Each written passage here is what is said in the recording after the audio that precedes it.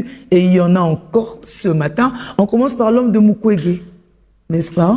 Ça va bien faire, hein, ce chiasme avec son contradicteur en veste aussi.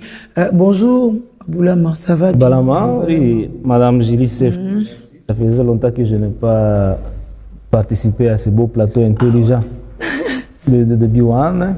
Oui, par rapport au point de presse tenu par le chef de l'État, ça a suscité beaucoup de réactions dans l'opinion, et c'est avec raison.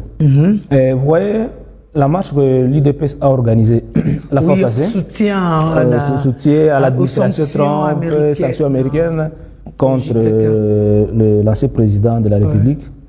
Ces genres de marche, je crois que l'UDPS devrait les organiser contre le cabinet du chef de l'État. Oui, pour que ce cabinet du chef de l'État soit de plus en plus meilleur et donner de bonnes informations au président de la République. Parce que beaucoup de choses ont été dites. Nous avions senti que les informations qu'on amène au chef de l'État ne correspondent pas avec la réalité que vit la population. Il y a certaines vérités, comme dans le domaine de l'économie, on a toujours dit que l'économie ne ment jamais. En économie, on ne ment jamais. Et surtout qu'il y a toujours des références. Quand vous amenez au chef d'État de dire que notre économie est dans les top 5 des économies africaines, je me dis, ils ont trouvé ces statistiques où pour les donner au chef de l'État. Oui. La RDC n'est même pas dans les top 10 au regard de ce prix intérieur brut qui constitue l'ensemble de la production que nous avons. Et la configuration de notre économie ne nous permet même pas de nous situer à la 8e position. Notre économie s'appuie seulement sur un seul secteur, le secteur minier. Tout ce qui est diversification, ça n'a rien à voir avec l'économie. La première économie en Afrique, c'est l'Afrique du Sud. Oui, avec sa xénophobie, oui, c'est l'Afrique du Sud. C'est l'Afrique du Sud. La RDC n'est même pas dans les top 10. Non, on a l'Afrique du Sud, on a l'Égypte, Nigeria, Algérie, Maroc. Et cette information, nous avons donné ça au chef de l'État qui le met à la disposition de la population. Et le monde entier nous suit dans cette erreur-là. Ça, c'est très grave. Dans les domaines, vous poussez le chef de l'État à demander pardon au peuple par rapport à sa forte déclaration liée à la guerre à l'Est, lorsque le chef de l'État disait qu'à la moindre escarmouche, il suffisait seulement qu'on touche un seul Congolais, à la moindre escarmouche, il va riposter, et de façon farouche, contre les Rwandais. 7 ans après, ou 8 ans après, on nous dit que les informations sur l'armée que les chefs avaient n'étaient pas suffisantes. Après avoir observé cette armée-là pendant 5 ans, ce discours-là allait passer s'il était à son premier mandat et à la première année de ce mandat-là. Mais aujourd'hui, 7 ans après, ça veut dire que tous les efforts qui sont en train d'être faits pour que nous puissions recouvrer notre intégrité, notre souveraineté, on ne va pas y arriver avec notre FARDC. Et quand bien même à travers la diplomatie, on y arriverait, nous n'aurons pas une armée qui sera capable de sécuriser nos frontières, nos populations et leurs biens. Or, nous, nous avions donné notre... Ça, c'est votre compréhension. Nous, nous avions donné notre plat. Nous avions donné notre plat. Notre plan. Votre cabinet à vous en opposition au cabinet du chef de l'État. Je suis en train de réfléchir, madame. Nous avions donné notre plan de paix en 2023, où nous avions montré comment est-ce qu'il faudra restructurer l'armée. Dans l'armée, ça posait déjà problème. Il tient toujours ce plan. Hein? Le plan, oui, c'est valable.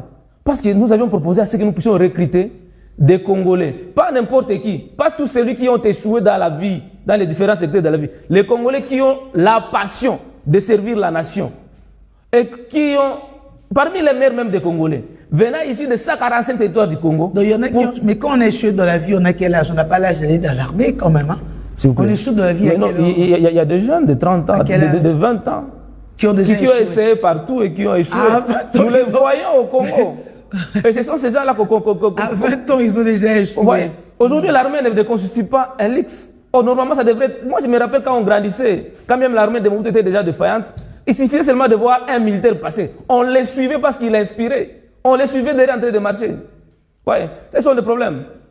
Notre pays, c'est l'armée qui est notre rempart. C'est cette armée-là sur lesquels nous posons notre espoir pour nous sécuriser, nous Congolais, notre bien. Il a parlé dans ce discours-là des salaires doublés, quadruplés et tout. Mais non, madame, les salaires, d'abord je me dis, c'est seulement au Congo. Je ne sais pas si mes confrères qui sont sur le plateau ici pourront me dire le contraire. C'est seulement au Congo où la prime peut être 5 fois plus élevée que le salaire. C'est nulle part au monde. Et jamais, dans les États normaux, la prime n'a jamais dépassé 30% du salaire réel. Et ça, nous, nombreux comptons des primes sans salaire. Et voilà pourquoi, madame, salaire de base, quand quelqu'un part à la retraite, pour la plupart de nos parents qui sont en train d'aller à la retraite aujourd'hui, ils ne durent plus longtemps. Ouais. 2 ans après, même parce qu'ils n'ont plus revenu, parce que la retraite est calculée sur base de salaire minimal, de salaire de misère qu'ils ont. Mais on nous dit aujourd'hui qu'on a quadruplé le salaire. Avec le salaire de misère qu'il y a dans la fonction publique. Mais quand on parle qu'on a quadruplé, on a triplé le salaire, qu'en est-il sur le marché des biens et services de l'inflation? Parce que quand les salaires montent, généralement, ça suit avec l'inflation sur les biens et services sur le marché. Les prix des biens et services ont galopé. Et dans les pays sérieux, avant d'ajuster le salaire, on étudie l'inflation, comment évolue le prix des biens et des services sur le marché. Et nous avons une structure dans ce pays ici. Je crois que les services de la présidence ne consultent pas ce service-là. L'Institut national des statistiques, qui donne au gouvernement des statistiques pour apprécier comment est-ce que l'économie évolue. Et c'est sur base des statistiques-là qu'on peut aussi fixer les salaires des gens. Mais ici, à la fonction publique, on dort, on se réveille, on va ajouter 40 000 francs sur les salaires des fonctionnaires. On va doubler ceci. Avec ce qu'on a. Non, ce n'est pas ça, madame. Il faut s'adapter, il faut conduire le pays selon les standards tels que ça existe. Ouais. Et donc, tout ce que nous avions vu, tout ce que nous avions vécu, tout ce que nous avions entendu, ça présage qu'il n'y a pas d'espoir de sortir, ça ne présage pas d'espoir de voir le bout du tunnel. Bon, on reviendra à dire ce que vous avez vu, entendu de positif. En ce qui concerne le changement le troisième mandat du chef d'État, ça c'est très important. Le chef d'État dit qu'il n'est pas demandé, vous allez avoir... Non, il ramasse, il a son contradicteur déjà qui est posé. Il a dit qu'il n'est pas demandé du troisième mandat. Mais si le peuple lui appelle à faire le troisième mandat, il est disponible.